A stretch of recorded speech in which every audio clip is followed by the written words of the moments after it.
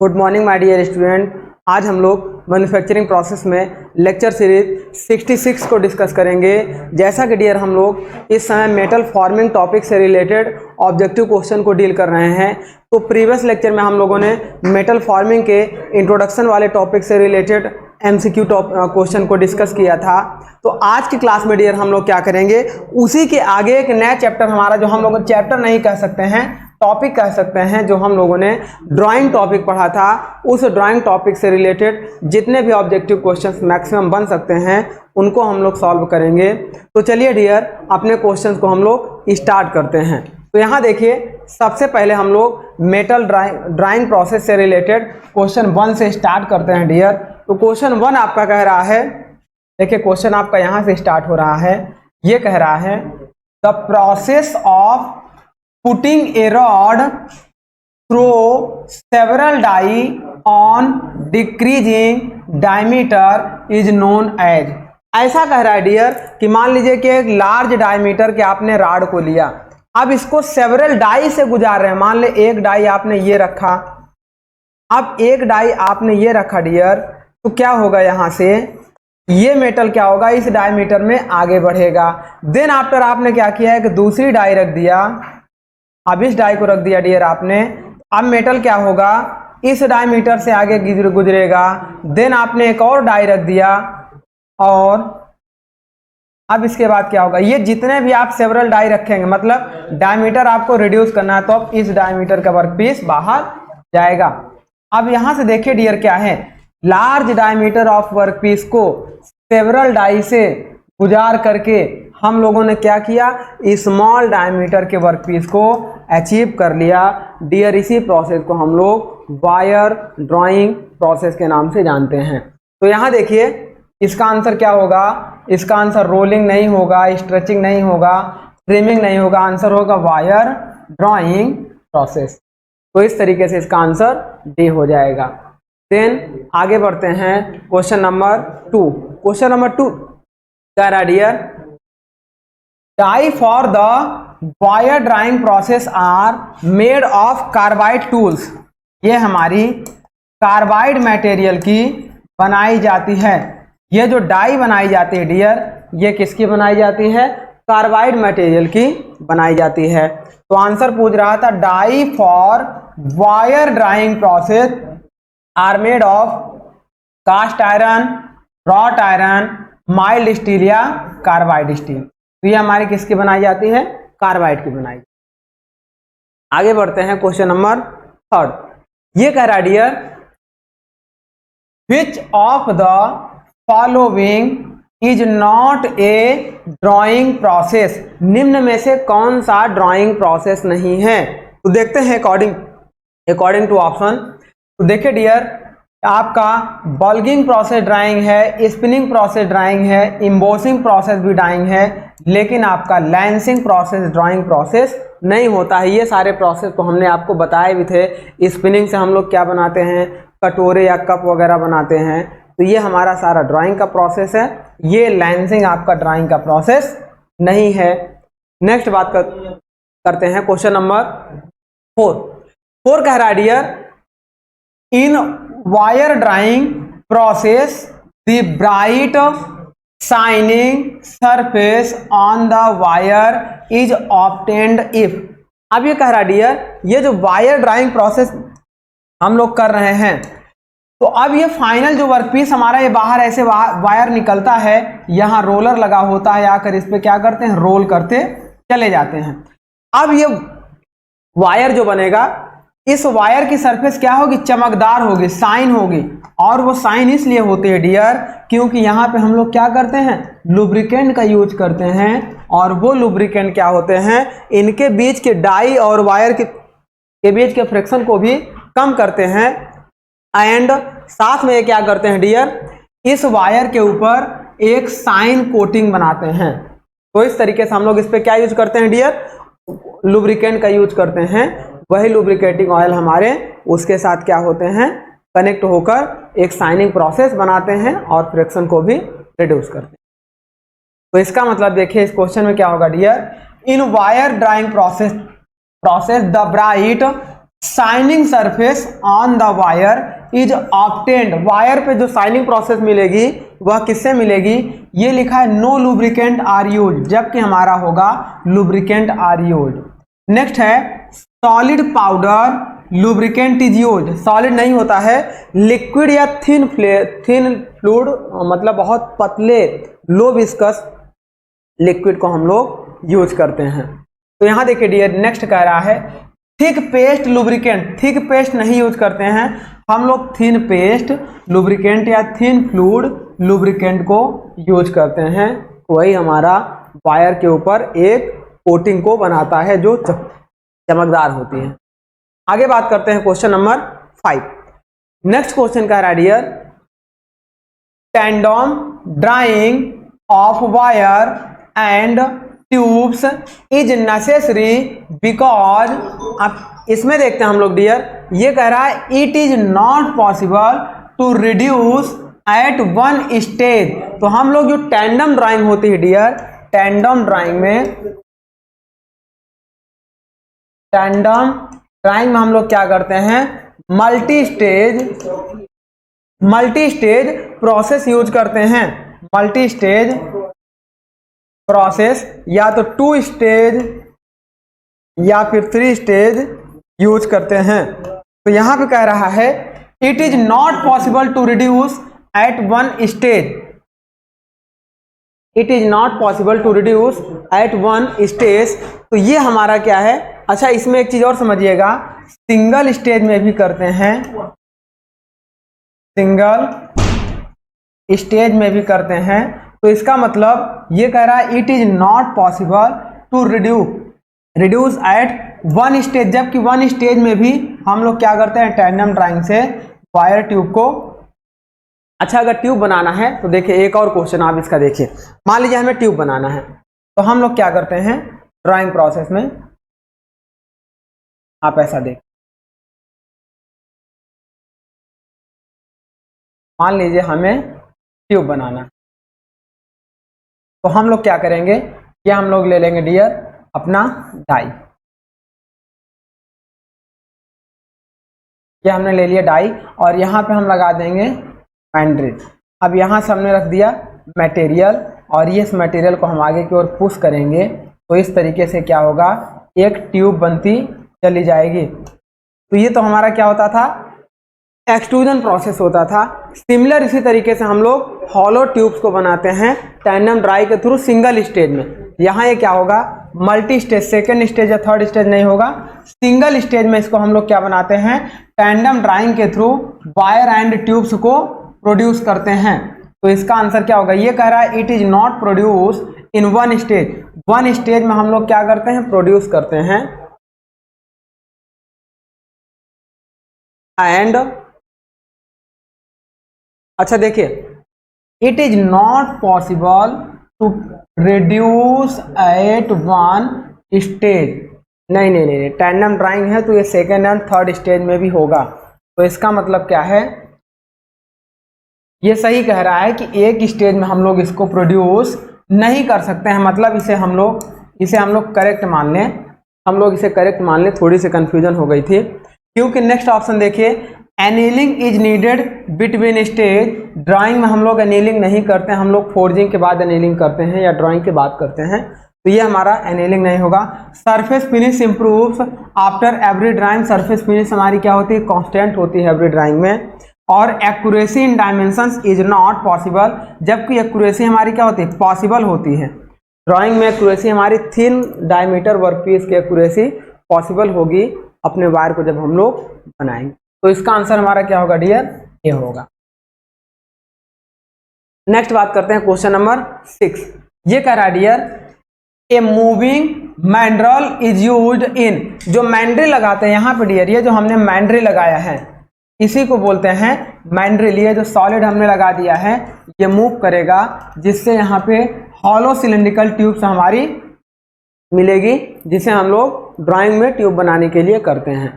तो यहाँ देखिए ऑप्शन ए है, वायर ड्राइंग के लिए हम लोग इसको मैंड्रिल नहीं यूज करते हैं, ये ट्यूब बनाने के लिए करते हैं। और जब ट्यूब बनेगी तो वो कहलाएगा ट्यूब ड्राइंग।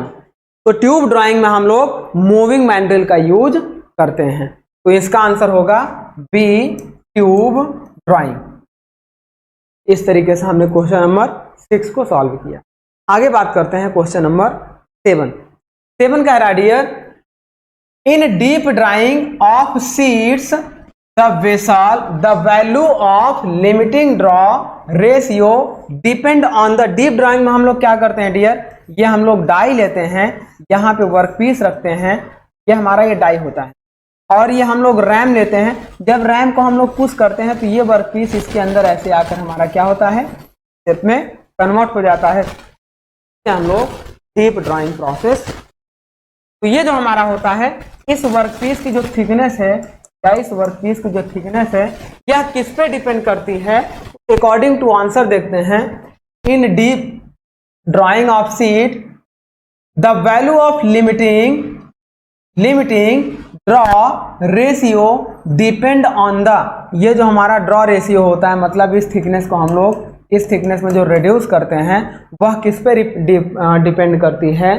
पहला ऑप्शन कह रहा है percentage elongation of sheet metal, तो इसकी थिकनेस परसेंटेज इलोंगेशन पर नहीं डिपेंड करती है, उस वर्कपीस के यील्ड स्ट्रेंथ और अल्टीमेट स्ट्रेंथ पर डिपेंड करती है। तो यहाँ देखिए नेक्स्ट है yield strength of sheet metal, तो यील्ड स्ट्रेंथ पे हमारी इसकी स्ट्रेंथ डिपेंड करती है रेशियो।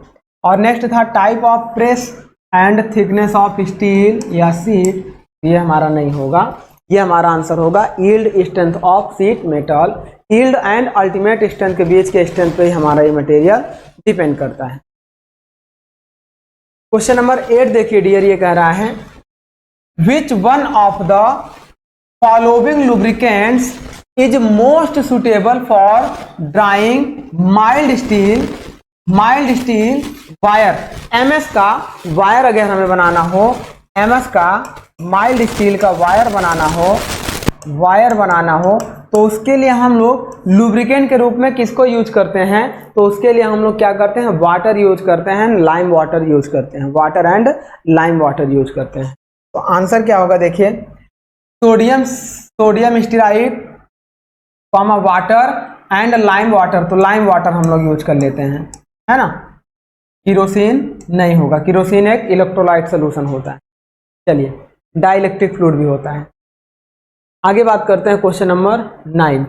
ये कह रहा dear which of the following types of stresses is are involve in the wire drawing operation. तो वायर ड्राइंग ऑपरेशन में डियर कितने टाइप के स्ट्रेस हमारे इन्वॉल्व होते हैं। मान लो ये डाई हो गई, अभी हम आपको केवल एक सिंगल स्टेज डाई दिखा रहे हैं, इसी से पता चल जाएगा। देखिए ये मेटल आपका क्या है, इस डायरेक्शन में जा रहा है, यहां से देखो मेटल को हमने कंप्रेस करके इतना किया, तो पहला हम लोगों ने कौन सा फोर्स लगाया, कंप्रेसिव फोर्स लगाया। दूसरी बात, मेटल देखो इस डायरेक्शन में आगे की ओर बढ़ रहा है, तो ये जो लोड है हमने इस डायरेक्शन में भी इसको लोड लगा रहे हैं, तो कौन सा लोड लगा रहे हैं, शियर लोड लगा रहे हैं, तो मतलब शियर फोर्स होगा। अब शियर फोर्स के साथ देखो कंप्रेसिव फोर्स हो गया, शियर फोर्स हो गया, और आगे अगर हम लोग रोल्स लगा के इसको ऐसे क्या करते हैं, यहाँ रोलर लगा के इसको लपेटते हैं, तो ये रोल्स इनको क्या करते हैं, टेंसाइल फोर्स लगाते हैं। That means tensile force. तो वायर ड्राइंग प्रोसेस में हम लोग क्या लगाते हैं डियर, हम लोग लगाते हैं compressive, shear and tensile force. आगे देखते हैं ऑप्शन क्या क्या है। Only tensile, compressive only, C option में है combination of tensile and compressive strength, and D option में है combination of tensile, compressive and shear stress. तो इसका मतलब आंसर इसका क्या होगा, डी हमारा हो जाएगा, डी हमारा करेक्ट आंसर हो जाएगा। नेक्स्ट बात करते हैं क्वेश्चन नंबर 10। ये कह रहा है which metal forming process is used for manufacture of long sheet wire, long steel wire. तो लॉन्ग स्टील वायर को हम लोग किसके थ्रू बनाते हैं डियर, ड्राइंग के थ्रू बनाते हैं, और जिस ड्राइंग के थ्रू बनाते हैं उसे बोलते हैं वायर ड्राइंग। वायर ड्राइंग में हम लोग क्या करते हैं, मल्टी स्टेज हम लोग क्या लगाते हैं, डाई लगाते हैं, उन डाई से मेटल को पास कराते हैं, देन हमारा large diameter step wise reduce होकर स्मॉल डायमीटर में कन्वर्ट हो जाता है। तो ये हमारा होता है डियर। तो ऑप्शन ए है आपका डीप ड्राइंग में शीट मेटल की शेप को कन्वर्ट करते हैं। फोर्जिंग एंड एक्सट्रूजन नहीं होगा, ये होगा आपका ड्राइंग। तो ये हमारा हो गया आंसर सी। नेक्स्ट बात करते हैं क्वेश्चन नंबर 11 क्वेश्चन कह रहा है a cylindrical vessel with flat bottom can be deep drawn by. एक सिलेंड्रिकल, देखो जैसे कोई मान लो ये हमने ले लिया एक प्लेट, अब यहां पे हमने ले लिया डाई, ये हमने ले लिया डाई, इसके ऊपर जो हम लोग रैम से फोर्स लगाएंगे तो ये रैम आपका कुछ इस तरीके से हो जाएगा एंड यहां पे क्या होगा डियर, इस पे जो ये सीट हमारी थी ये इस तरीके से यहाँ पे डिस्ट्रीब्यूट होकर एक हॉलो सिलेंडर बनाएगी। अब इस हॉलो सिलेंडर बनाएगी तो इस हॉलो सिलेंडर के लिए क्या कह रहा है, a cylinder vessel with flat bottom can be deep drawn by. तो इसी प्रोसेस को कहते हैं डियर डीप ड्राइंग प्रोसेस। और यहाँ पे नीचे जो आपकी ये सरफेस मिलती है ये कैसी रहती है, फ्लैट रहती है और इसकी थिकनेस कांस्टेंट रहती है, इसकी थिकनेस आपकी रिड्यूस होती जाती है। हम लोग क्या करते हैं, इसमें कुछ ऐसा ले लेते हैं, ऐसा भी हम लोग ले लेते हैं। मान लो ये सिलेंडर हमने ले लिया, अब इस सिलेंडर की थिकनेस को रिड्यूस करने के लिए यह हमने ले लिया डाई, और डाई के शेप को ऐसा हम ले लेते हैं। तो जब इस मेटल को आगे बढ़ाते हैं तो ये इस तरह से इसके शेप को कन्वर्ट कर लेता है, लेकिन इसकी बॉटम की थिकनेस हमारी क्या होती है, कांस्टेंट होती है। लेक्चर में हमने अच्छे से इसको बताया हुआ है। तो यहाँ देखिए कह रहा है a cylindrical vessel with flat bottom can be deep drawing by. ये ऑप्शन ए कह रहा है शैलो ड्राइंग, ऑप्शन बी कह रहा है single action deep drawing, option B कह रहा है double action deep drawing and option C कह रहा है ट्रिपल एक्शन डीप ड्राइंग। तो ये जो हम लोग कर रहे हैं डियर ये कहलाता है डबल एक्शन डीप ड्राइंग। तो इसका आंसर हमारा क्या हो जाएगा, सी हो जाएगा। डबल एक्शन डीप ड्राइंग के थ्रू हम लोग cylinder vessels of flat surface बनाते हैं। नेक्स्ट बात कर रहे हैं क्वेश्चन नंबर 12। ये कह रहा है डियर, इस क्वेश्चन में देखिए कह रहा है in the deep drawing of cup blank show a tendency to wrinkle up around the periphery. मतलब ये कह रहा है डियर कि यदि हमें कोई कप बनाना हो या हमें कोई ब्लैंक्स बनाने हो तो उसमें जो हमारे रिंकल आएंगे, रिंकल मतलब जो धारियां बनेंगी, जो रिंकल्स आएंगे, उसके बाद the most likely case and remedy of the phenomena are respectively. तो इसे बनाने के लिए सबसे ज़्यादा किस प्रोसेस का यूज करेंगे और उस रिंकल को अवॉइड करने के लिए किस प्रोसेस का यूज करेंगे। तो इसकी बात करते हैं, इसके आंसर के अकॉर्डिंग देखते हैं क्या इसका आंसर होगा। ऑप्शन ए है buckling due to circumferential compression increase blank holder pressure. Then हमारा क्या हो जाएगा, देखो जब हम लोग ब्लैंक होल्डर प्रेशर को इंक्रीज कर देते हैं तो जो सर्कमफरेंशियल बकल है आपका वो क्या होता है, डिक्रीज हो जाता है, जिससे हमारे रिंकल क्या होते हैं, रिमूव होने लगते हैं। क्या चीज बनाने में, कप एंड ब्लैंक्स बनाने के लिए, यानी कि कप बनाने के लिए। तो इसका आंसर हमारा क्या होगा, ऑप्शन ए हो जाए। आगे बात करते हैं। देखिए एक क्वेश्चन था कि in deep drawing process the cup blank show a tendency of wrinkle या tendency to wrinkle up around the periphery. उस कप के चारों परिधि पर, पेरीफेरी मतलब परिधि पर, मान लो ये आपका एक कप बन जाए, ये आपका एक कप बन जाए। अब इस कप की पूरी परिधि पर ये रिंकल आने लगे, तो इस रिंकल के लिए बात कर रहा है। The most likely case and remedy, सबसे ज्यादा लाइकली केस क्या होगा इस रिंकल के आने का और उसकी रेमेडी क्या होगी। तो उसका लाइकली केस क्या होगा, इस पे रिंकल तभी आएंगे जब बकलिंग ड्यू टू सर्कमफेरेंशियल कंप्रेशन, परिधीय कंप्रेशन की वजह से, परिधीय बकलिंग कंप्रेशन की वजह से उसमें आपके रिंकल आएंगे, और उसे दूर करने के लिए हम लोग ब्लैंक होल्डर प्रेशर को इंक्रीज कर दें। तो यह इसका आंसर है। नेक्स्ट बात कर रहे हैं क्वेश्चन नंबर 13। ये कह रहा है विच one of the following process is the wire drawing process. निम्न में से देखिए, विच one of the following processes is the wire drawing process, कौन सा वायर ड्राइंग प्रोसेस है।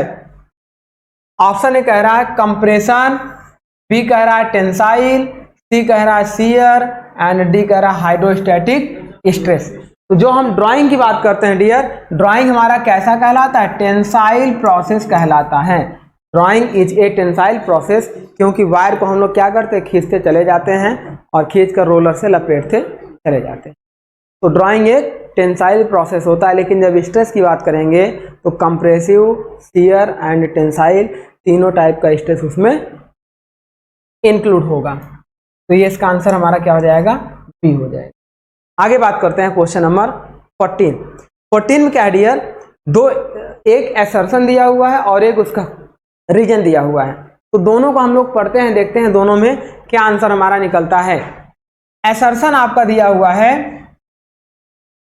In wire drawing process the rod cross section is reduced gradually by drawing its several times in successively reduce diameter die.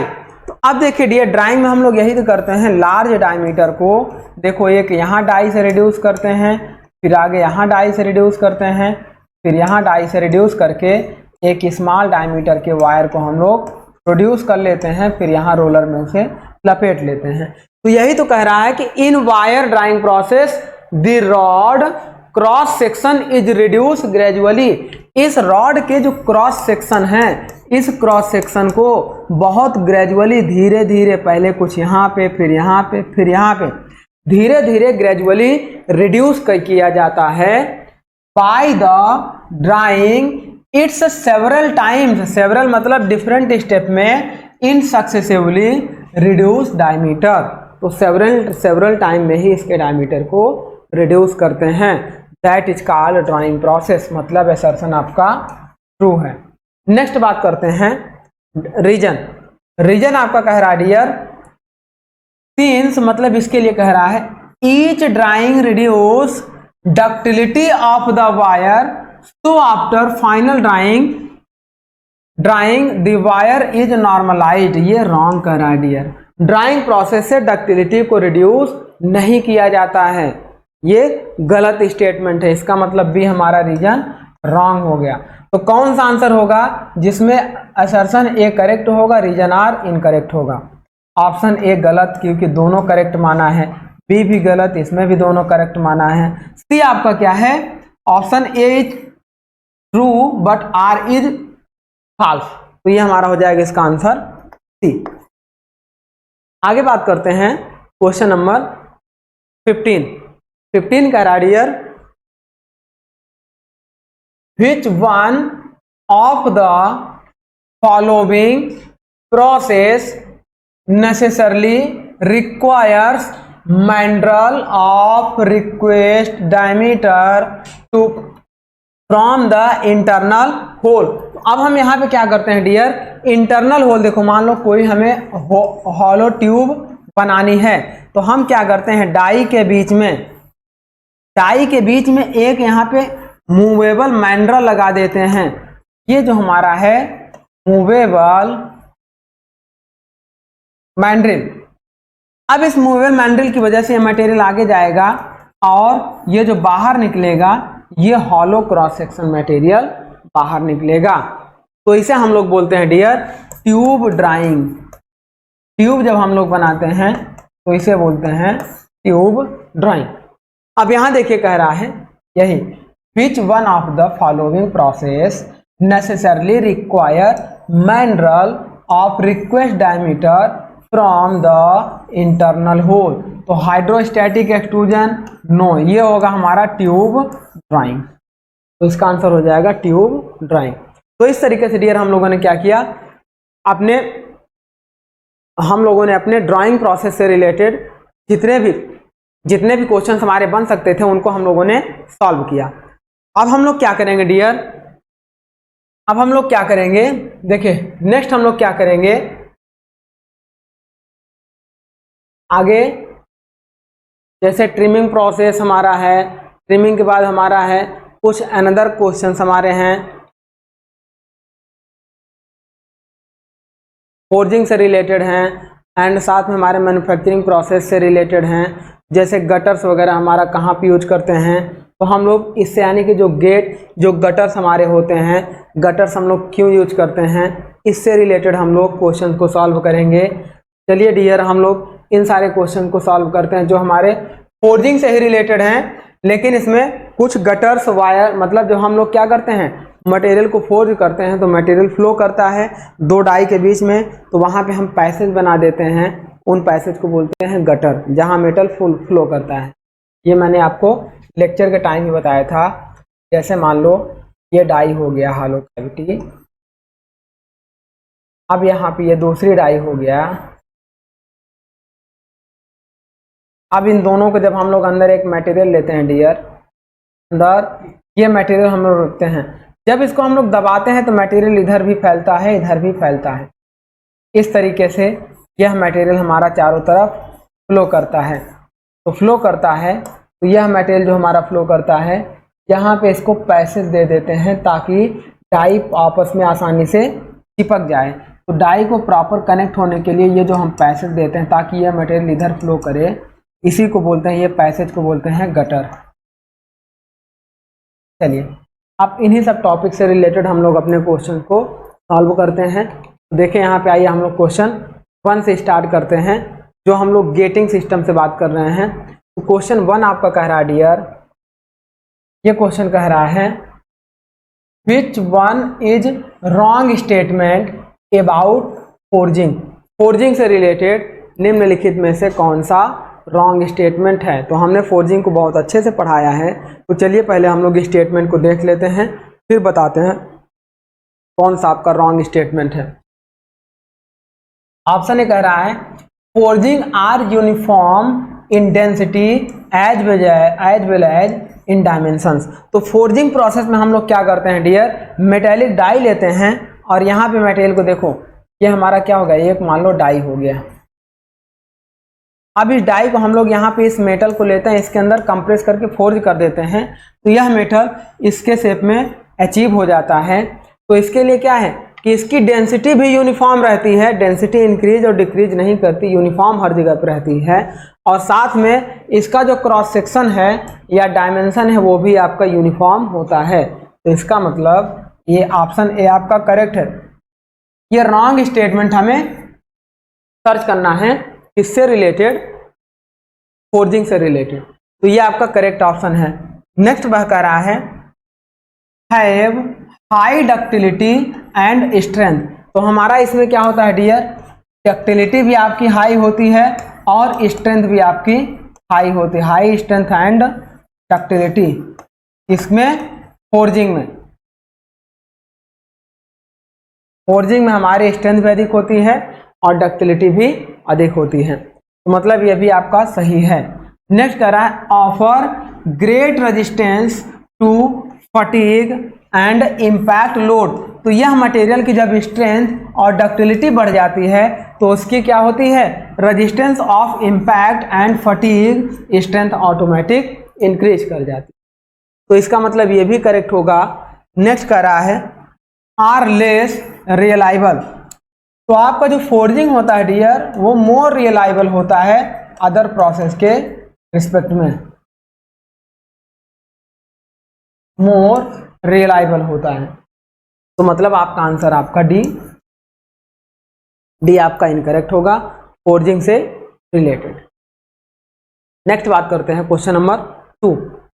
ये trimming कह रहा है जी, trimming is the process associate with. Trimming का मतलब हम लोग क्या करते हैं, एक प्रकार का यह फोर्जिंग प्रोसेस है जिसमें हम सीड को काट के उसको एक ही बार में कट करके किसी भी शेप में कन्वर्ट कर लेते हैं, तो यह भी एक फोर्जिंग प्रोसेस है। तो trimming is a process with electroplating नहीं होगा। इलेक्ट्रोप्लेटिंग में हम लोग क्या करते हैं, कॉपर की या एल्यूमिनियम की कोटिंग करते हैं किसी भी वर्कपीस के ऊपर। अल्ट्रासोनिक मशीनिंग में नहीं होगा, टंगस्टन इनर्ट गैस वेल्डिंग में नहीं होगा। यह फोर्जिंग से रिलेटेड टर्म है आपका, कौन सा, ट्रिमिंग। आगे बात करते हैं क्वेश्चन नंबर 3। 3 नंबर क्वेश्चन का dear, which of the following process is to be used for mass production of connecting rod of automobile. तो ये डियर देखो, ऑटोमोबाइल के कनेक्टिंग रॉड हो गए या क्रैंक शाफ्ट हो गई, इनका मास प्रोडक्शन केवल और केवल फोर्जिंग प्रोसेस से किया जाता है। यह क्वेश्चन बहुत ही इंपॉर्टेंट है, कई बार पूछा गया है। इसका आंसर आपका सी हो जाएगा। फोर्जिंग प्रोसेस से हम लोग क्या करते हैं, आईसी इंजन के crank shaft and connecting rod को मास प्रोडक्शन में प्रोड्यूस करते हैं। बिकॉज ऑफ फोर्जिंग प्रोसेस से हमारे मटेरियल की स्ट्रेंथ, डक्टिलिटी, स्ट्रेंथ भी इंक्रीज हो जाती है, डक्टिलिटी भी इंक्रीज हो जाती है, और उसकी जो है मेलेबिलिटी नहीं, उसकी जो है हम बात करते हैं टफनेस भी इंक्रीज हो जाती है। तो ये हमारा होता है टफनेस, मीन्स एनर्जी एब्जॉर्ब करने की कैपेसिटी। क्वेश्चन नंबर 4 ये कह रहा है dear, which is not the application of forging. निम्न में से कौन सा फोर्जिंग बनाने का एप्लीकेशन नहीं है।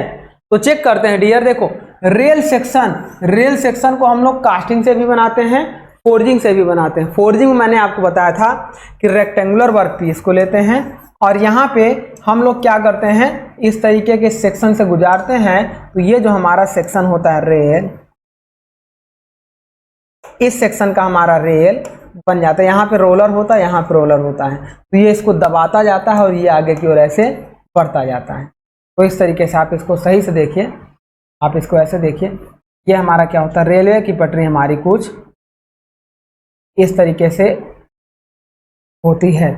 तो इसको हम लोग ऐसे आगे की ओर बना लेते हैं।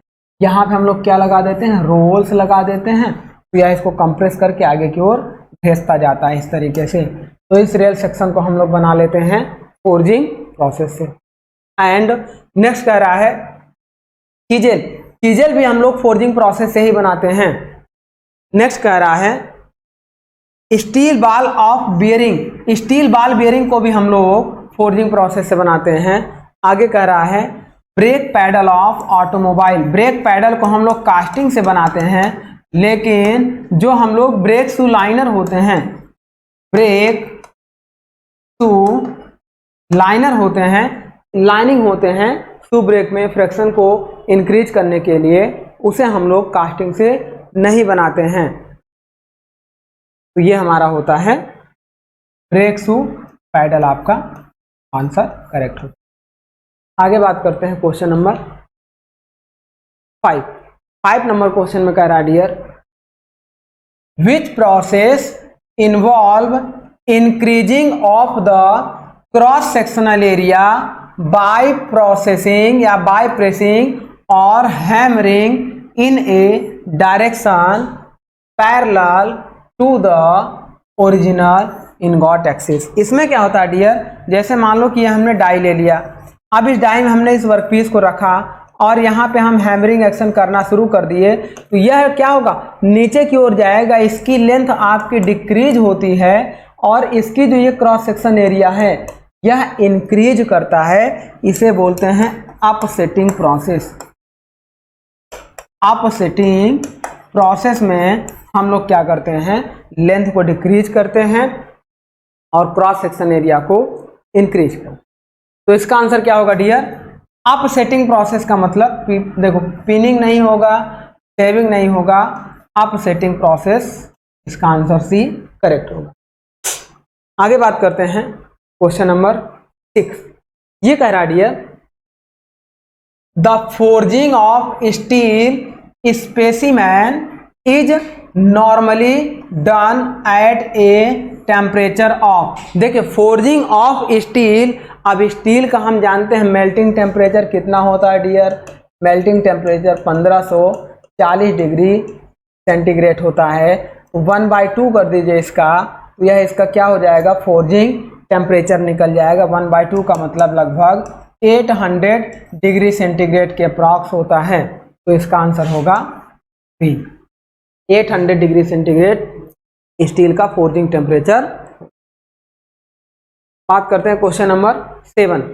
क्वेश्चन कह रहा है dear, in drop forging, forging is done by the dropping of, जो हम लोग ड्रॉप फोर्जिंग करते हैं, तो ड्रॉप फोर्जिंग में हम लोग क्या करते हैं, हैमर से सेमी ऑटोमेटिक या मैनुअली ऊपर से हैमर लाते हैं और इस पे क्या करते हैं, गिराते हैं वर्कपीस पे, जिससे वर्कपीस कंप्रेस होता है, उसकी लंबाई कम होती है और उसका क्रॉस सेक्शनल एरिया बढ़ता है। तो ये हमारा होता है ड्रॉप फोर्जिंग। तो ड्रॉप फोर्जिंग में ऑप्शन ए कह रहा है the workpiece eight high velocity, workpiece एक जगह डाई पे फिक्स होता है, एनविल पे वर्कपीस को रख देते हैं। नेक्स्ट कह रहा है the hammer at high velocity, अब यहाँ पे हैमर हाई वेलोसिटी से तो होगा, लेकिन क्या होगा, the die with hammer at high velocity होगा, डाई और हैमर दोनों वर्कपीस पे क्या करेंगे, हाई वेलोसिटी से इंपैक्ट करेंगे। तो इसका आंसर हमारा क्या हो जाएगा, सी करेक्ट हो जाएगा। क्वेश्चन नंबर 8 की बात करते हैं डियर, यह कह रहा है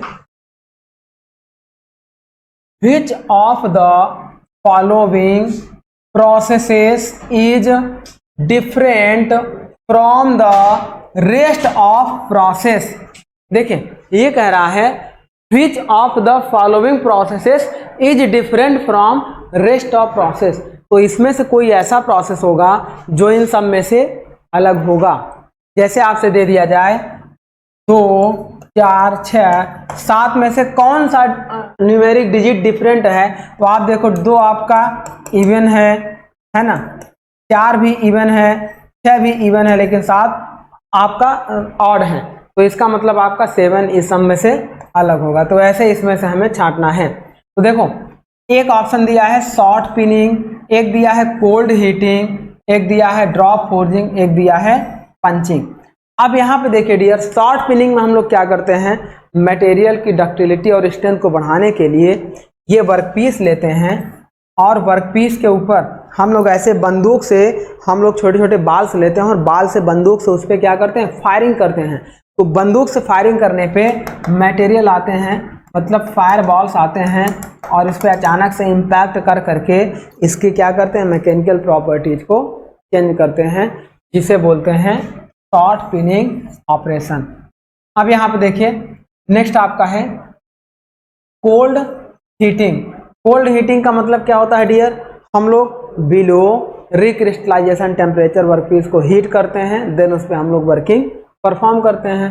नेक्स्ट आपका है ड्रॉप फोर्जिंग। ड्रॉप फोर्जिंग में हम लोग क्या करते हैं, वर्कपीस को लेते हैं, इस पे एनविल पे रखते हैं और हैमर से भी और एनविल से भी लोड इसको लगाकर इसके क्रॉस सेक्शन को बढ़ाते हैं और लेंथ ऑटोमेटिक घट जाती है। क्रॉस सेक्शन बढ़ेगा और लेंथ आपकी घट जाएगी, ये कहलाता है ड्रॉप फोर्जिंग। पंचिंग ऑपरेशन क्या होता है, पंचिंग में हम लोग क्या करते हैं डियर, जैसे सीट मेटल हमारा होता है, तो सीट मेटल में हम लोग क्या करते हैं, इसमें ये हमारे पंच होते हैं। अब इसको कंप्रेसिव फोर्स लगाएंगे तो यहाँ से इस तरीके से हम लोग होल को काट लेते हैं। तो यही हम लोग पढ़े थे पंचिंग एंड पियर्सिंग ऑपरेशन में। पंचिंग और पियर्सिंग हमारा एक ही ऑपरेशन होता है, तो इस तरीके से ये हमारा इन सबसे अलग हो जाएगा। मतलब अलग हमारा क्या होगा, option D punching operation. Next बात करते हैं क्वेश्चन नंबर, देखिए यह अलग इसलिए हो जाएगा क्योंकि यह एक सीट मेटल प्रोसेस है और इससे हम लोग क्या बनाते हैं, वाशर वगैरह बनाते हैं। बाकी सब पे हम लोग बिलेट पे वर्क करते हैं, ये हम लोग एक सीट पे वर्क करते हैं। अदर सब पे हम लोग हैवी थिकनेस वर्कपीस पे वर्किंग करते हैं, इस पे क्या करते हैं, सीट मेटल पे वर्किंग करते हैं, इसीलिए यह प्रोसेस डिफरेंस हो। क्वेश्चन नंबर 9 देखिए डियर क्या हो रहा है। 9 कह रहा है विच one of the following manufacturing process requires the provision of gutter. अब देखो हम लोग मैन्युफैक्चरिंग प्रोसेस में गटर को क्यों देते हैं। देखो होता क्या है कि ये हमारा होता है डाई, मान लीजिए ये हो गई अपर डाई और ये हो गई लोअर डाई। अब इस अपर डाई और लोअर डाई में सपोज करो ये हम लोगों ने ये वर्कपीस को रख रखा है। अब जब वर्कपीस को हम लोग कंप्रेस करते हैं तो वर्कपीस तो कंप्रेस होगा, साथ में वर्कपीस कुछ इधर की ओर फ्लो करना शुरू करता है, इधर की ओर फ्लो करना शुरू करता है। अब इस फ्लो को रोकने के लिए, इस फ्लो को देखो ये फ्लो करेगा तो यह डाई इस डाई के साथ चिपक नहीं पाएगा, प्रॉपर कनेक्ट नहीं हो पाएगा। तो हम इस डाई में ये क्रॉस सेक्शन शेप दे देंगे और ये क्रॉस सेक्शन, यहाँ पर भी ये क्रॉस सेक्शन और ये, ताकि यह मेटल आकर यहाँ पे सेटल डाउन हो जाए और यहाँ पर सेटल डाउन हो जाए, ये भी यहाँ पे हो जाए, यहाँ पे हो जाए। अच्छा, इसका फ्लो होना भी जरूरी है। अगर यह फ्लो नहीं होगा तो यह प्रॉपर तरीके से यहाँ पे अच्छे से फिलिंग नहीं हो पाएगी। तो इसके अच्छे से फिलिंग के लिए इस मेटल का फ्लो होना भी जरूरी है। और उस फ्लो को हम लोग सेपरेट करने के लिए यहाँ पे इसमें एक पैसेज दे देते हैं, इस पैसेज को बोलते हैं गटर। और यह गटर ऐसा इसलिए देते हैं ताकि ये दोनों डाई आपस में जाकर ऐसे कनेक्ट हो जाएं। तो दोनों डाई को कनेक्ट करने के लिए हम लोग गटर का यूज करते हैं। तो अब यहाँ देखिए विच वन ऑफ द, ये कह रहा है विच one of the following manufacturing process requires the provision of gutter. तो प्रोविजन ऑफ गटर एक ही है कि दोनों डाई को कनेक्ट करना। ऑप्शन ए है क्लोज डाई फोर्जिंग, तो वही हम लोग क्लोज डाई फोर्जिंग के लिए ही यूज करते हैं। सेंट्रीफ्यूगल कास्टिंग में नहीं यूज करेंगे, इन्वेस्टमेंट में नहीं यूज करेंगे, इम्पैक्ट एक्सट्रूजन में भी नहीं यूज। तो ये हो गया हमारा। आगे बात करते हैं क्वेश्चन नंबर 10। ये कह रहा dear which one of the following is an advantage of forging. निम्न में से कौन सा फोर्जिंग का एडवांटेज है। तो ऑप्शन ए देखिए कह रहा है गुड सरफेस फिनिश, बी कह रहा है लो टूलिंग कॉस्ट, और सी कह रहा है क्लोज टॉलरेंस, और डी कह रहा है इम्प्रूव्ड फिजिकल प्रॉपर्टीज। तो देखिए dear which one of the following is an advantage of forging. जब हम लोग फोर्जिंग प्रोसेस करते हैं तो फोर्जिंग प्रोसेस में क्या होता है डियर, फोर्जिंग प्रोसेस में सरफेस फिनिश बहुत अच्छी नहीं मिलती है, लेकिन टूलिंग कॉस्ट आपकी क्या होती है, हाई टूलिंग कॉस्ट होती है, क्योंकि हम लोग हॉट मटेरियल हॉट फोर्जिंग करते हैं। अब हॉट फोर्जिंग करेंगे तो हमारा सरफेस फिनिश बहुत अच्छी नहीं आएगी, और हॉट मटेरियल पे फोर्जिंग प्रोसेस करते हैं तो जिससे हमारा टूलिंग कॉस्ट भी हाई होती है, क्योंकि हमारा डाई भी हीट रेजिस्टिंग बनाया जाएगा, पंच भी हीट रेजिस्टिंग बनाया जाएगा। तो ये होगा हाई टूलिंग कॉस्ट। एंड ये क्लोज टॉलरेंस, जब मेटल आपका हॉट कंडीशन में होगा तो क्लोज टॉलरेंस नहीं मिलेगा, कोल्ड वर्किंग में क्लोज टॉलरेंस मिलता है। डी है improved physical properties, metal hot हो जाता है तो उसकी फिजिकल प्रॉपर्टीज क्या होती हैं, इम्प्रूव हो जाती है। तो इस तरीके से फोर्जिंग प्रोसेस हम लोग करते हैं। इसमें क्या करते हैं फोर्जिंग में डियर, ये डाई होती है। अब जिस शेप में हमें मटेरियल को बनाना है उसी शेप के हम लोग डाई ले लेते हैं, और इस डाई में ये हमारे पास एक बिलेट था, इस बिलेट को अंदर ले जाकर ये हम लोग रैम लगा देते हैं, और इस रैम से प्रेशर फोर्स अप्लाई करते हैं ताकि यह मटेरियल आकर इसकी शेप को एडॉप्ट कर ले, और इस मेटल को हम लोग हीट करके इसके अंदर ले जाते हैं ताकि आसानी से इसके शेप को एडॉप्ट कर ले। यही प्रोसेस कहलाता है फोर्जिंग प्रोसेस।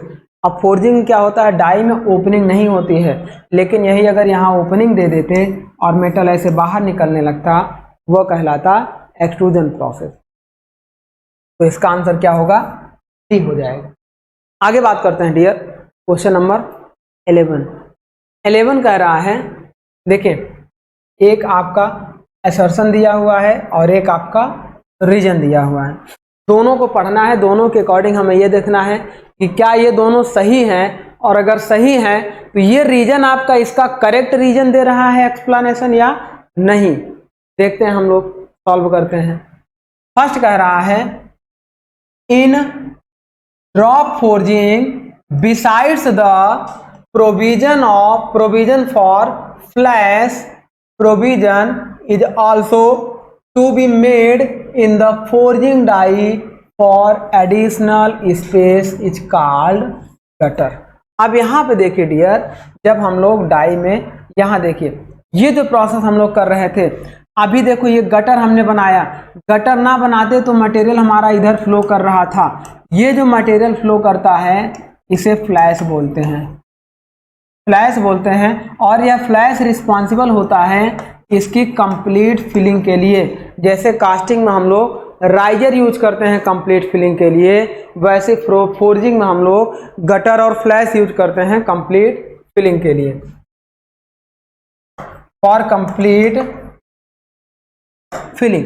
अब कंप्लीट फिलिंग होगा तो यहां देखो डियर, जब यह गटर क्या हो, ये स्प्लैश फ्लो करेगा, इसे हम लोग स्प्लैश बोलते हैं, फ्लैश या स्प्लैश बोलते हैं। जब यह फ्लो करेगा तो यह क्या होगा, इन दोनों डाई को एम्बेडेड नहीं होने देगा, चिपकने नहीं देगा। हम यहाँ पे गटर का प्रोविजन रखते हैं ताकि यह मटेरियल इधर और इधर फ्लो करने लगे, तो जिससे हमारी दोनों डाई आपस में अच्छे से कनेक्ट हो। तो ये हमारा होता है। देखिए पहला ऑप्शन आपका यही दिया था कि इन ड्रॉप फोर्जिंग बिसाइड्स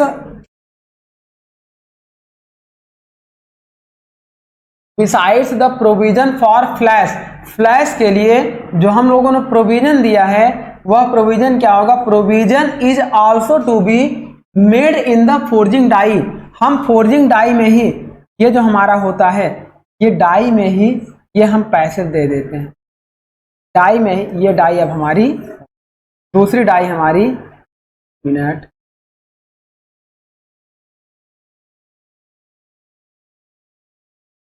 अब यहाँ फ्लैश आपके यहाँ पे जमने लगेंगे, इसे बोलते हैं गटर। तो हम लोग ये क्या करते हैं डियर, डाई में ही इसका प्रोविजन कर देते हैं। तो ये वही तो कह रहा है कि additional space is called gutter. इस एडिशनल स्पेस को गटर कहते हैं और जिसे इस डाई में ही रखते हैं। तो इसका मतलब आपका असर्शन ए करेक्ट है। रीजन की बात कर लेते हैं। रीजन कह रहा है dear, the gutter help to restrict the outward flow of metal, thereby helping to fill thin ribs and base in the upper die। तो ये गटर आपका हेल्प नहीं करता है डियर, गटर केवल हेल्प करता है इस फ्लैश के लिए। जो फ्लैश वाला मटेरियल आगे की ओर बढ़ रहा है, इसी को अपने अंदर रिस्टोर करने के लिए गटर हेल्प करता है। अब ये जो फ्लैश मटेरियल है यह हेल्प करता है इसकी कंप्लीट फिलिंग के लिए। तो इस तरीके से ये आपका गलत है, मतलब गटर केवल और केवल हेल्प करता है। ये जो फ्लैश मटेरियल, जो ये मटेरियल बाहर आएगा, जब आप देखो दबाओगे तो जो मटेरियल बाहर निकलेगा उसे बोलते हैं फ्लैश। उस फ्लैश को स्टोरिंग चैम्बर की तरह प्रोवाइड करने के लिए गटर यूज किया जाता है। लेकिन जो फ्लैश जा रहा है ये रिस्पॉन्सिबल होता है इस डाई के अंदर कंप्लीट फिलिंग के, ये हमारा होता है। तो इसका मतलब ऑप्शन ए आपका गलत हो जाएगा क्योंकि बोथ रीजन करेक्ट है, बी भी गलत हो जाएगा बोथ। इसमें केवल आपका ए करेक्ट होगा और आर इनकरेक्ट होगा, मतलब सी ऑप्शन आपका सही हो जाएगा। A is true and R is false. Next बात करते हैं क्वेश्चन नंबर 12 कह रहा है dear, which one of the following processes is most commonly used for the forging of bolt head of hexagonal shape. Hexagonal shape के जो bolt head हमारे होते हैं डियर, इस हेक्सागोनल शेप के ये जो बोल्ट हेड हम लोग बनाते हैं इस तरीके से, ये थोड़ा सा सही नहीं बना, इस तरीके से कुल मिलाकर ये देखो, यहाँ पे जब हम लोग हेक्सागोनल बनाते हैं,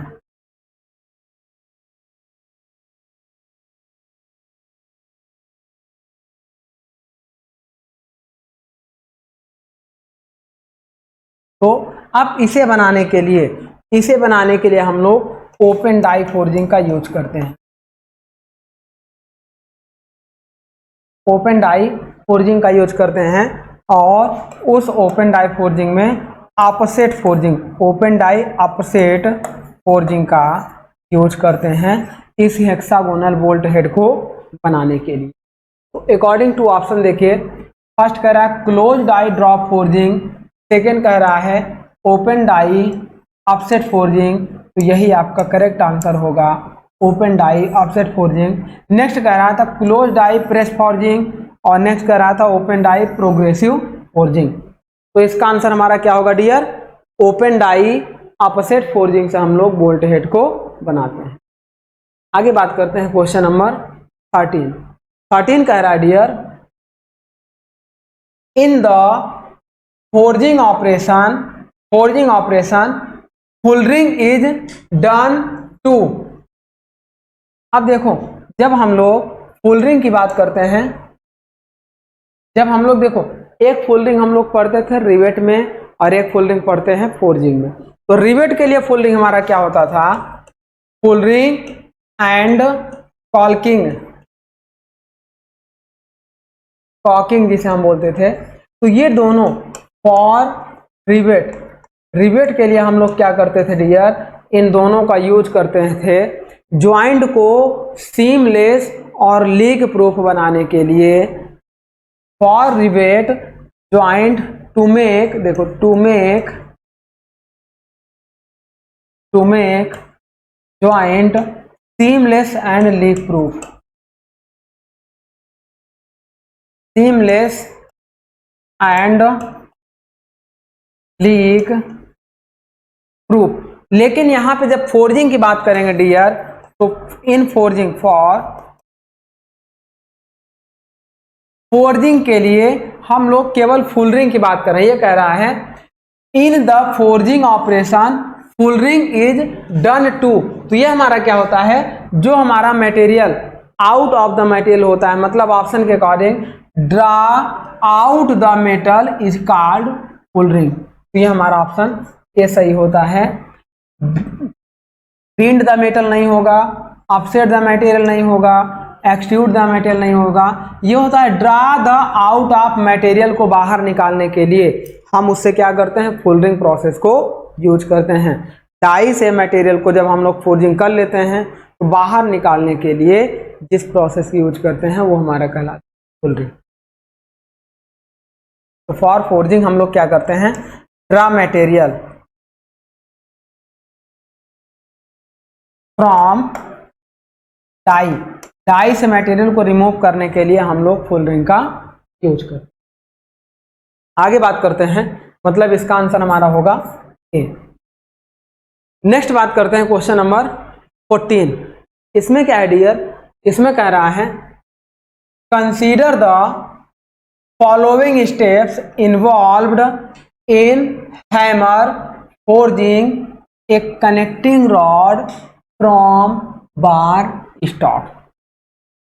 देखिए, consider the following steps involve in hammer forging. Hammer forging के लिए निम्न स्टेप दिए गए हैं, उनको पढ़िए।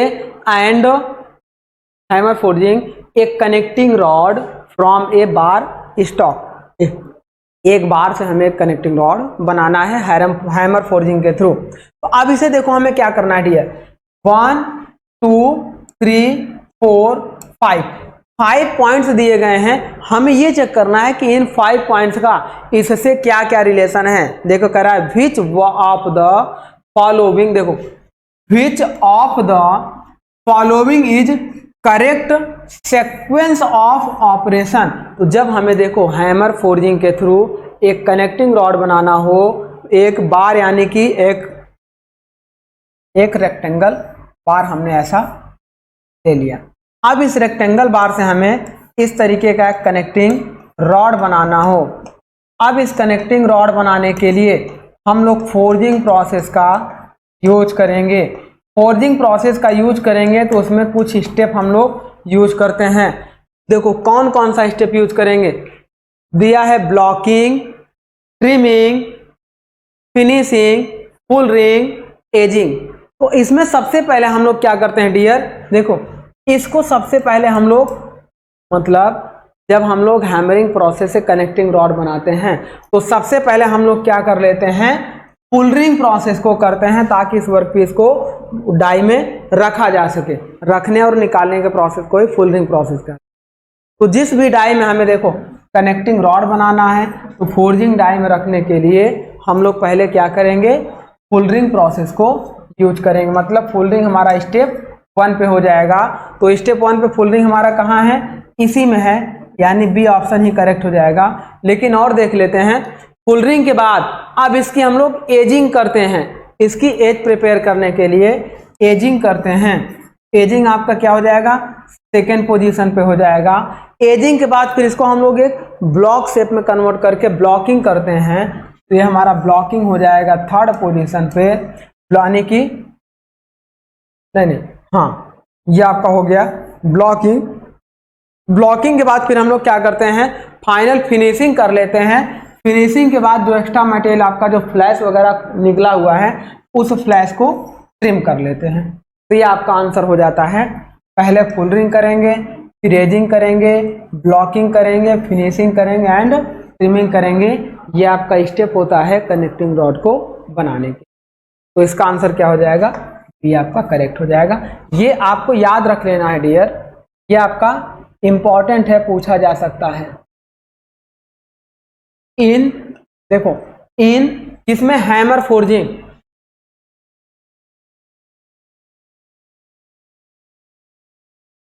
इन hammer forging steps for making connecting rod, steps for making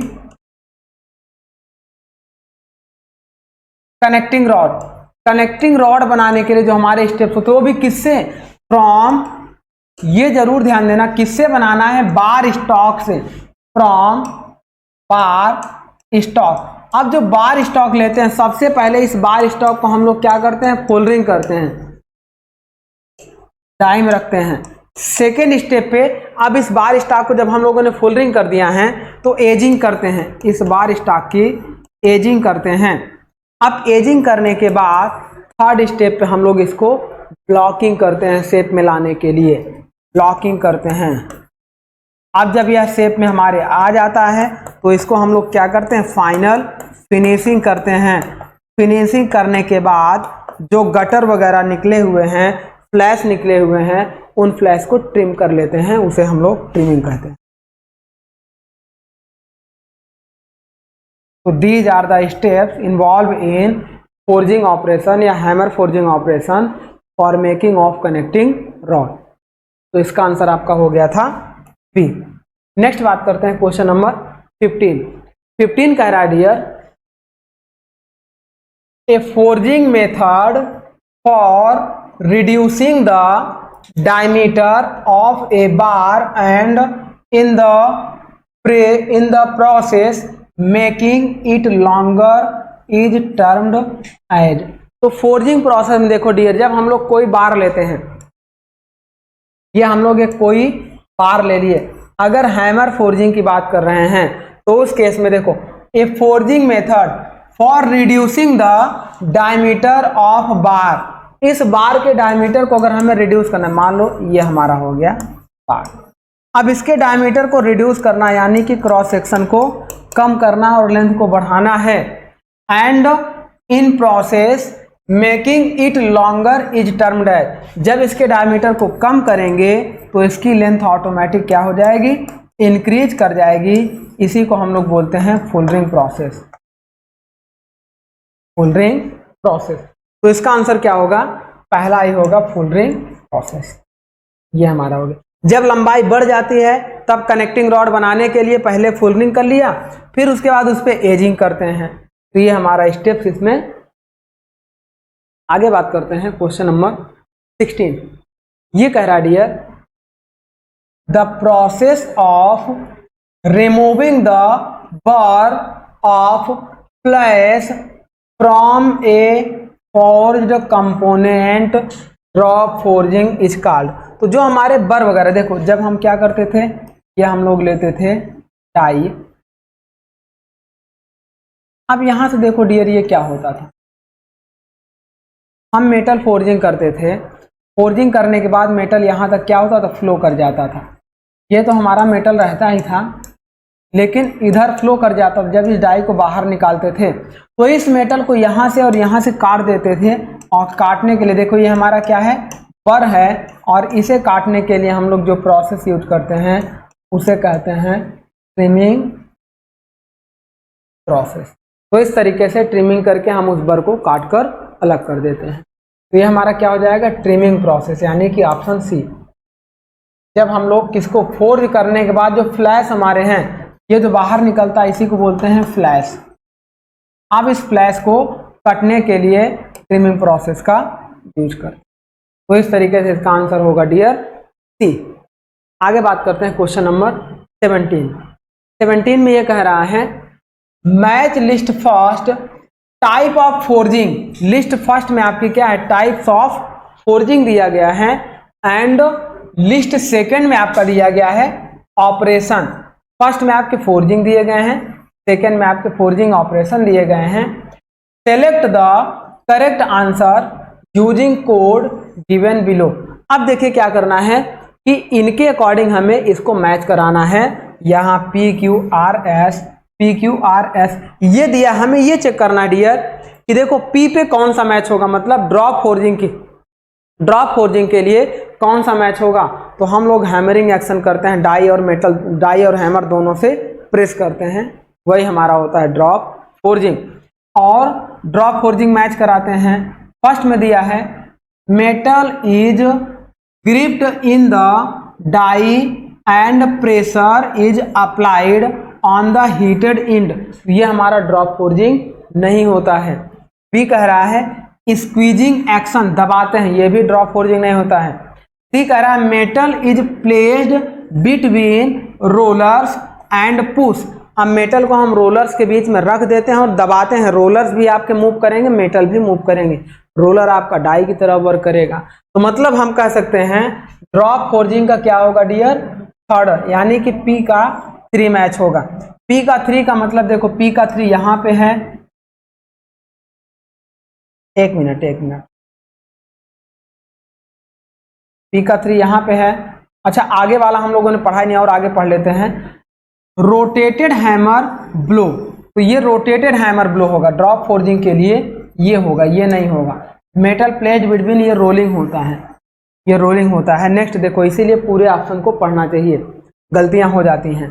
तो ड्रॉप फोर्जिंग के लिए हमारा क्या होगा, देखो रिपीटेड हैमर ब्लो, यानी कि ये हमारा होता है डाई, इस डाई पे वर्कपीस होता है, इस पे हम लोग बार बार हैमरिंग एक्शन करते हैं, तो इसी को बोलते हैं रिपीटेड हैमर ब्लो, जिससे हमारा मेटल फोर्जिंग होता रहता है। इसी को बोलते हैं ड्रॉप फोर्जिंग। मतलब P का 4 आप मैच कराइए, P का 4 यानी इसे हटाइए, इसे हटाइए, इसे हटाइए, P का 4 ये मैच होगा। मतलब D ही आपका करेक्ट आंसर हो गया। लेकिन और मिला लेते हैं, देखो प्रेस फोर्जिंग के लिए आपका क्या हो जाएगा, प्रेस मतलब दबाते हैं, दबाने का मतलब स्क्वीजिंग एक्शन होता है। तो P का आपका क्या, Q का 2 हो जाएगा, Q का 2 हो गया। R की बात करते हैं। ऑफसेट फोर्जिंग में हम क्या करते हैं, metal is gripped in the die and pressure is applied, तो ये हमारा क्या हो जाएगा, ऑफसेट फोर्जिंग का हो गया। नेक्स्ट आपका ऑफसेट फोर्जिंग का मतलब R का 1 हो गया, और अब बाकी का बचा 3, तो ये आपका रोल फोर्जिंग, यानी कि रोलर्स के बीच से मेटल पास होते हैं, तो उसे हम लोग बोलते हैं रोल फोर्जिंग, रोलिंग की तरह होता है। रोल फोर्जिंग में आपका ऐसा होता है मटेरियल, रोल फोर्जिंग में जैसे मान लीजिए कि ये रोलर हो गए, अब इस रोलर में हम लोग ये शेप दे देते हैं, ये शेप हम लोग दे देते हैं। अब ये शेप देने की वजह, जब यह मटेरियल आपका ऐसे पास करके बाहर निकलता है, तो ये जो वर्कपीस बाहर निकलेगा, इस वर्कपीस में ये हमारा शेप बन जाता है, ये शेप बनता है, क्योंकि इसकी वजह से यहाँ पे इसको दबाता जाता है, ये उल्टा बनता है, ऐसा नहीं बनता है। ये हमारा कुछ इस तरीके से बनेगा। जब मेटल आपका बाहर निकलेगा तो ये आपका क्या होगा, इसकी जगह मेटल भर जाता है, यानी कि ऐसा बनता है। तो ये शेप हमारी फाइनली अचीव होती है रोल फोर्जिंग से। ये हमारे रोलिंग पे ये नहीं होता, केवल ये ऐसे होते हैं, यानी कि रोलर्स आपके ऐसे होते हैं, ये कुछ मतलब ऐसे आपके रोलर्स होते हैं, तो ऐसे दबाते जाते हैं और ये शेप हमारी बनती जाती है। इसी को बोलते हैं रोलर फोर्जिंग, रोल्स फोर्जिंग। ये हमारा क्या हो जाएगा, रोल्स फोर्जिंग के लिए 3 मैच हो जाएगा, मतलब इसका आंसर 3 करेक्ट हो। चलिए आगे बढ़ते हैं। क्वेश्चन नंबर 18 में कह रहा है dear, cold forging result in improved quality due to which of the following. देखो, जब हम लोग कोल्ड फोर्जिंग कर रहे हैं, मतलब below recrystallisation temperature metal forging कर रहे हैं, तो उस समय कह रहा है, ये 4 ऑप्शन दिया है, इन चारों में कह रहा है select the correct answer using code below. अब हमें क्या करना है, इनमें से कौन कौन से करेक्ट हैं उनको सिलेक्ट करना है कोल्ड फोर्जिंग के लिए। तो फर्स्ट कह रहा है better mechanical properties of process. तो जहां कोल्ड प्रोसेस होता है डियर, वहां मैकेनिकल प्रॉपर्टीज इंप्रूव होती है, मतलब ये सही है। नेक्स्ट कह रहा है अनब्रोकन ग्रेन फ्लो। अगर हॉट होता है तो ग्रेन फ्लो ब्रोकन होते, न्यू ग्रेन्स बन जाते। कोल्ड हो रहा है इसीलिए ग्रेन्स ब्रोकन नहीं होंगे, तो इसका मतलब ये भी करेक्ट होगा। नेक्स्ट कह रहा है स्मूदर सरफेस फिनिश। तो जहां कोल्ड होता है वहां सरफेस फिनिश हाई होती है और हॉट वर्किंग में सरफेस फिनिश लो होती है, तो इसका मतलब थर्ड भी आपका करेक्ट होगा। High pressure is required. तो यहाँ पे देखिए डियर, कोल्ड वर्किंग में हाई प्रेशर नहीं लगाते हैं, हाई प्रेशर फोर्स लगाते हैं, तो ये नहीं होगा। इसका मतलब 1 2 3 होगा, यानी कि 1 2 3, ये पहला ऑप्शन आपका करेक्ट हो जाएगा। नेक्स्ट बात करते हैं क्वेश्चन नंबर 19। ये कह रहा है dear, match list first with list second and select the correct answer using the code given below. अब ये लिस्ट फर्स्ट दिया गया है और ये लिस्ट सेकेंड। लिस्ट फर्स्ट में आपके क्या है, different types of forging technique है, और सेकेंड में फोर्जिंग प्रोसेस दिए गए हैं, तो इसको हमें मैच कराना है। तो मैच कराने के लिए देखो, स्मिथ फोर्जिंग दिया है, ड्रॉप फोर्जिंग दिया, प्रेस फोर्जिंग दिया है और मशीन फोर्जिंग आपका दिया है। अब सबसे पहले देखो स्मिथ फोर्जिंग, हम लोग जो स्मिथी शॉप हमने आपको बताया था, जिसे लोहारी गिरी साला भी बोलते थे, तो स्मिथी के लिए हम लोग जो करते थे उसे स्मिथ फोर्जिंग यानी कि हैंड फोर्जिंग, इसी को हम लोग स्मिथ फोर्जिंग को ही हैंड फोर्जिंग भी बोलते हैं। तो ये हमारा होता है हैंड फोर्जिंग या स्मिथ फोर्जिंग। तो स्मिथ फोर्जिंग में हम लोग क्या करते हैं डियर, देखें, material is only upset get the desired shape, comma carried out manually in open die. तो मैनुअली करते हैं स्मिथ फोर्जिंग में, हम लोग क्या करते हैं डियर, मैनुअली हम लोग मटेरियल को एक शेप से दूसरे शेप में चेंज करते हैं, इसीलिए इसे हैंड फोर्जिंग भी कहते हैं। मतलब P का क्या मैच होगा 2, तो P का देखो यहाँ 4 है, मतलब P का 2 यहाँ पे है और यहाँ पे है, तो ये दोनों हमारे करेक्ट हो जाएंगे। अब Q को मैच कराना है, तो ड्रॉप फोर्जिंग के लिए हमारा क्या होगा डियर, जब हम लोग डाई के बीच में मटेरियल को रख के हैमर से बार बार रिपीट उस पर लोड लगाते हैं, उस पर हम लोग सेमी ऑटोमेटिक से लोड लगाते हैं। तो मटेरियल इज ओनली, ये नहीं होगा drop forging, done in closed comma impression die by hammers blow लगाएंगे, वही हमारा होता है ड्रॉप फोर्जिंग। यानी कि Q का 3 हो गया तो Q का 1 कैंसिल, मतलब ऑप्शन ए करेक्ट हो जाएगा। लेकिन R का 4 और S का 1 भी आपको मैच कराना है। R का 4 का मतलब प्रेस फोर्जिंग जब करते हैं, तो प्रेस फोर्जिंग क्या होगा, done in closed impression die by continuous, and S का हमारा क्या हो जाएगा 1, मतलब मशीन फोर्जिंग में आपका क्या होगा, material is only upset get the desired shape. तो ये हमारा हो जाएगा डियर, इसका आंसर क्या होगा, आंसर 1, पी का 2, क्यू का 3, आर का 4 और एस का। आगे बढ़ते हैं क्वेश्चन नंबर 20 में आपका है, ये कह रहा है which of the following process belong to forging operation. तो फोर्जिंग ऑपरेशन में कौन कौन से प्रोसेस हमारे बिलोंग होते हैं। देखो हम लोग फोर्जिंग प्रोसेस में सबसे फर्स्ट स्टेप पे क्या करते हैं डियर, फुलरिंग प्रोसेस करते हैं। सेकेंड स्टेप पे हम लोग क्या करते हैं, फुलरिंग प्रोसेस के बाद सेविंग प्रोसेस भी फोर्जिंग प्रोसेस से ही रिलेटेड होता है, लेकिन वेल्डिंग आपका अलग प्रोसेस होता है। वेल्ड में 2 मटेरियल को हम लोग जोड़ते हैं परमानेंटली, वो हमारा होता है वेल्डिंग प्रोसेस। तो फोर्जिंग से रिलेटेड 1 और 2 आपका करेक्ट होगा, मतलब आंसर ए आपका करेक्ट हो जाएगा।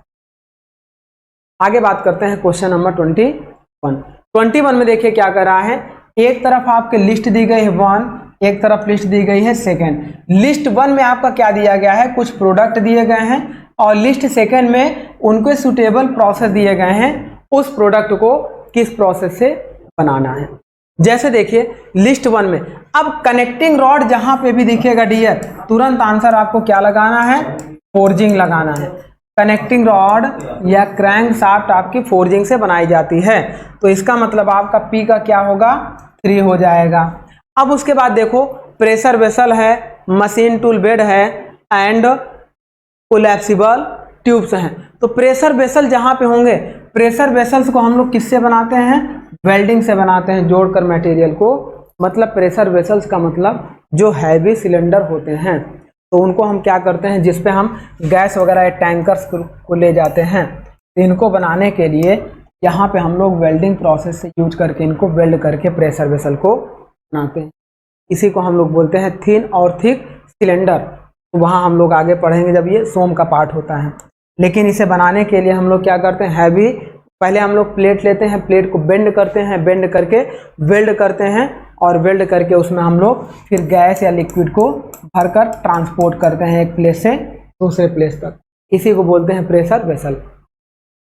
तो प्रेशर वेसल बनाने के लिए हम लोग क्या यूज करते हैं, वेल्डिंग। यानी कि पी का आपका क्या हो गया 3rd, पी का 3rd यहाँ पे भी है, यहाँ पे भी है, और क्यू का 1 यहाँ है लेकिन यहाँ 2 है, मतलब आपका आंसर ए करेक्ट हो जाएगा।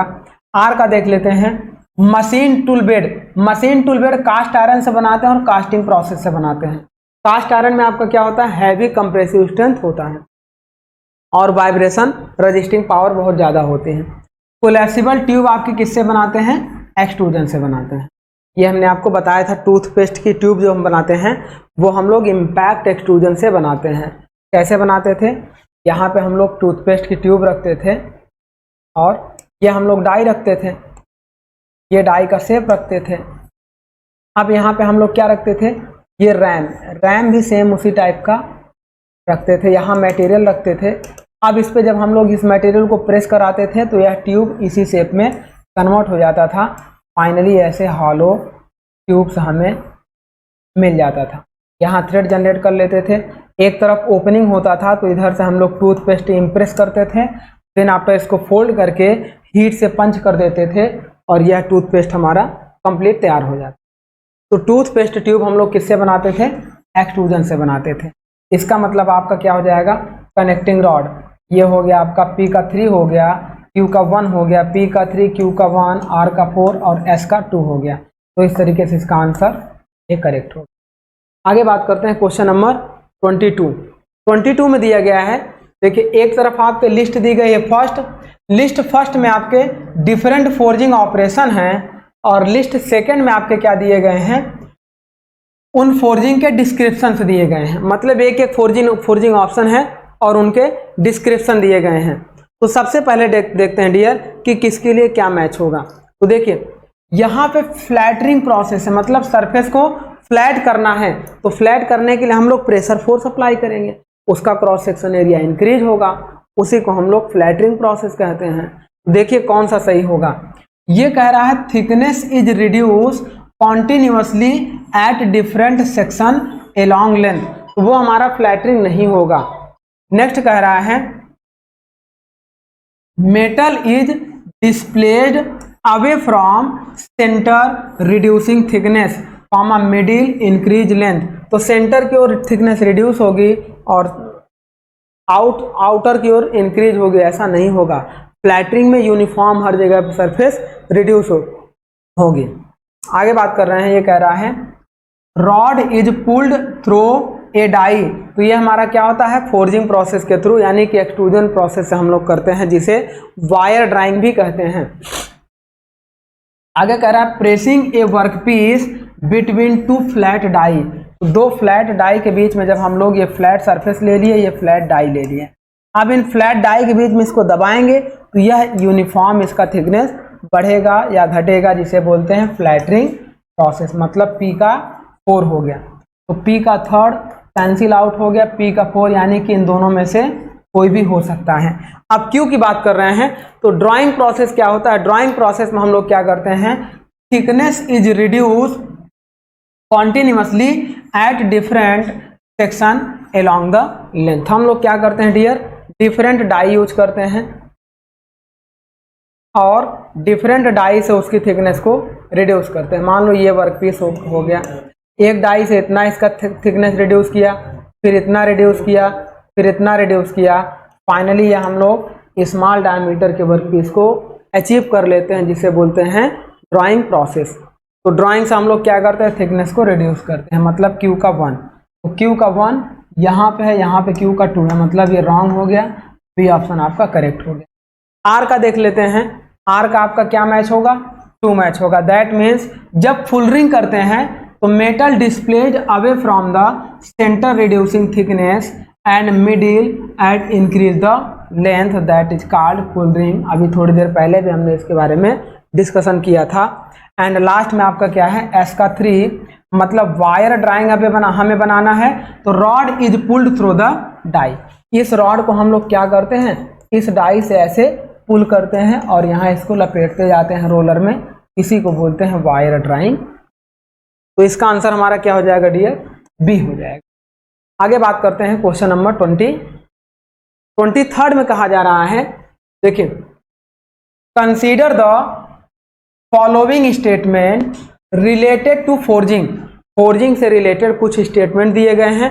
अब उसमें हमें ये देखना है which of the above statement are correct. ऊपर के कौन से स्टेटमेंट करेक्ट हैं फोर्जिंग से रिलेटेड, आइए देख लेते हैं।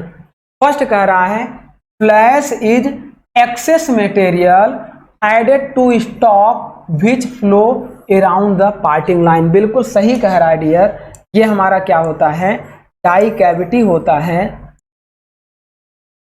अब यहाँ पे ये देखिए, ये हो गया हमारा डाई कैविटी। जब मटेरियल यहाँ पे हमारा फिल करता है, फिल करने के बाद इधर जो बढ़ता है और इधर जो बढ़ता है, इसी को बोलते हैं फ्लैश। और यह एक्सेस मटेरियल होता है, इन सब की कंप्लीट फिलिंग के लिए रिस्पॉन्सिबल होता है। तो मतलब ये ऑप्शन हमारा करेक्ट है। नेक्स्ट बात करते हैं, आगे कह रहा है dear flash help in filling of thin ribs comma bushes in upper die. तो ये हमारा फ्लैश क्या होता है, अपर डाई में भी इसको फिल करने के लिए जब थिन रिब्स वगैरह बनाते हैं तो वह रिस्पॉन्सिबल। मीन सेकेंड भी सही है। थर्ड कह रहा है amount of flash depend upon the forging force. जितना फोर्जिंग फोर्स लगाएंगे उतना फ्लैश हमारा आगे बढ़ेगा। तो यह फ्लैश का अमाउंट डिपेंड करता है इस फोर्जिंग के फोर्स पर, मतलब यह भी हमारा करेक्ट होगा। मतलब आंसर ए आपका 1, 2 एंड 3rd करेक्ट हो जाए। तो इस तरीके से इसका आंसर होगा ए। आगे बात करते हैं क्वेश्चन नंबर 24। ये क्या दिया है dear, match correct pairs between list first and list second.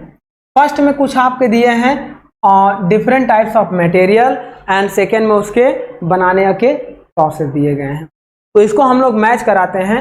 जैसे rivet for aircraft body, rivet हम लोग किसका बनाते हैं डियर, रिवेट हम लोग हल्की मटेरियल का बनाते हैं, दैट मीन्स एल्यूमिनियम, ब्रास। देखो हम लोग क्या बनाते हैं, रिवेट की जब बात करेंगे तो हमेशा याद कर लेना रिवेट मटेरियल का एक ट्रिक है, आप याद कर लेना A B C D. And some case में स्टील का बनाते हैं, सम केस में स्टील का। बट आपको ए बी सी डी याद करना है। A for aluminium, rivet material की बात हो रही है, aluminium. B for brass, C for copper, comma D for ड्यूरेलियम।